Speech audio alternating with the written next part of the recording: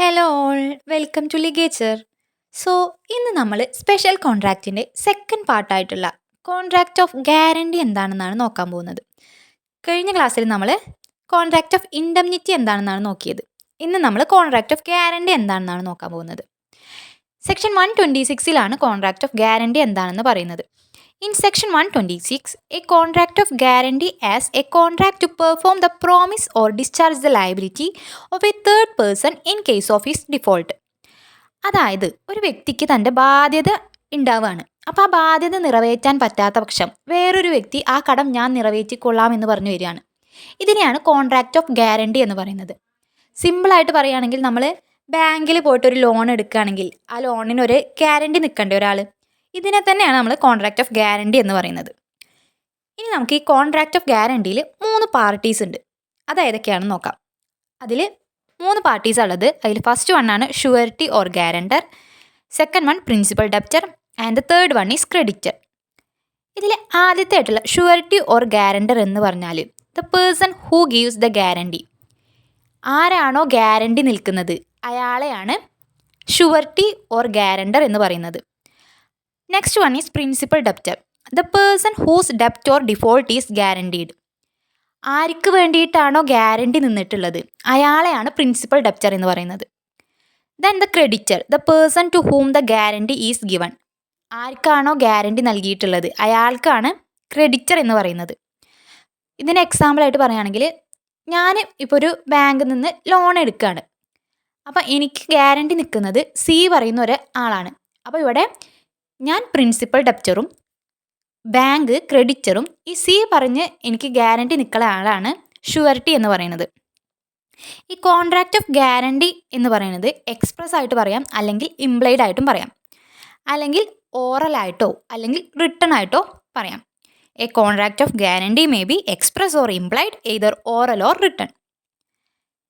ഇനി ഇതിനെ ബേസ് ചെയ്തിട്ടുള്ളൊരു കേസിലാണ് PJ Rajappan versus associated industries. ഇതിൽ ഇയാളൊരു കോൺട്രാക്റ്റിൽ ഏർപ്പെട്ടിട്ടുണ്ട്, പക്ഷേ ഇയാൾ സൈൻ ചെയ്തിട്ടോ അല്ലെങ്കിൽ എക്സ്പ്രസ് ചെയ്തിട്ടൊന്നും ഈ കോൺട്രാക്റ്റിലൊരു ഭാഗമായിട്ടില്ല.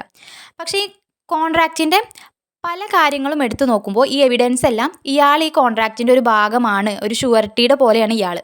അപ്പോൾ ഇയാൾ ഈ ഒരു കേസിൽ ലയബിൾ ആണ് എന്ന് പറഞ്ഞിട്ടാണ് ഈ കേസ് വരുന്നത്. ഇനി നമുക്ക് essential features of contract of guarantee എന്താണെന്ന് നോക്കാം.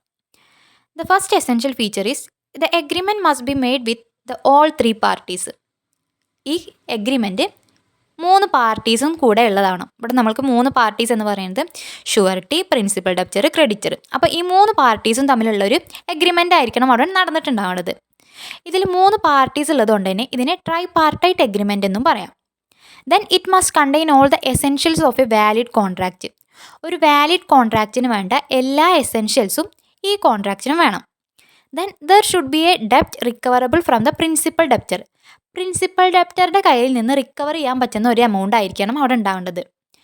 അങ്ങനെയുള്ള എമൗണ്ട് മാത്രമേ ഉള്ളൂ ഈ ഗ്യാരണ്ടി ചെയ്യുമ്പോൾ പറ്റുള്ളൂ.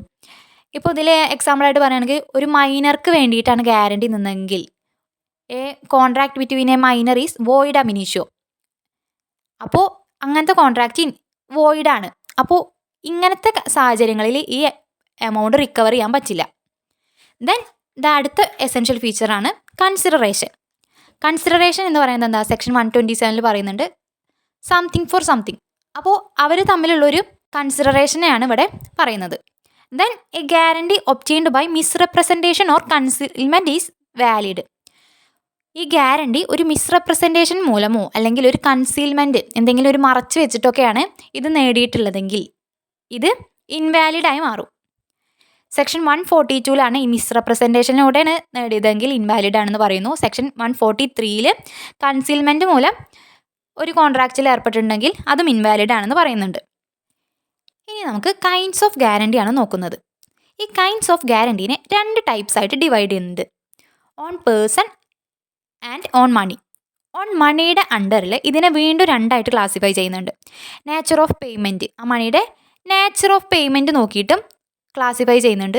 പിന്നെ എഫക്റ്റീവ് ടൈം ഓഫ് പേയ്മെൻറ്റ്, ആ പേയ്മെൻറ്റിൻ്റെ ടൈം നോക്കിയിട്ടും ഇതിനെ വീണ്ടും തിരിക്കുന്നുണ്ട്. ഇനി ഈ നേച്ചർ ഓഫ് പേയ്മെൻറ്റിനെ വീണ്ടും 2 ആയിട്ട് ഡിവൈഡ് ചെയ്യുന്നുണ്ട്.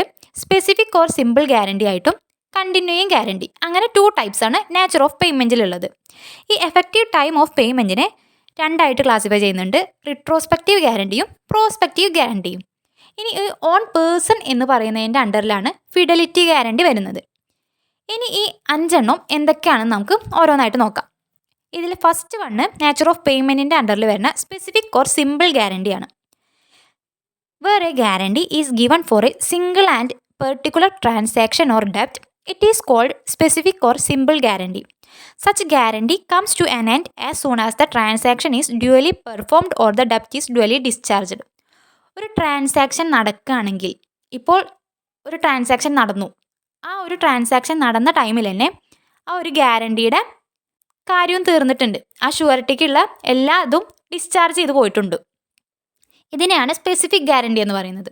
അവർ തമ്മിലുള്ള കോൺട്രാക്റ്റ് നടന്നു കഴിഞ്ഞാൽ ആ എപ്പോഴാണോ അത് നടന്ന് അവസാനിച്ചത് ആ ടൈമിൽ തന്നെ ഈ ഗ്യാരണ്ടി ഒഴിവായി പോയിട്ടുണ്ട്. ഇതിനെയാണ് സ്പെസിഫിക് ഗ്യാരണ്ടി എന്ന് പറയുന്നത്. Then continuing guarantee. A guarantee which extends to a series of transaction called a continuing guarantee. It is not confined to single transaction. ഇതിൽ ഒരു ട്രാൻസാക്ഷൻ നടന്നു കഴിഞ്ഞു.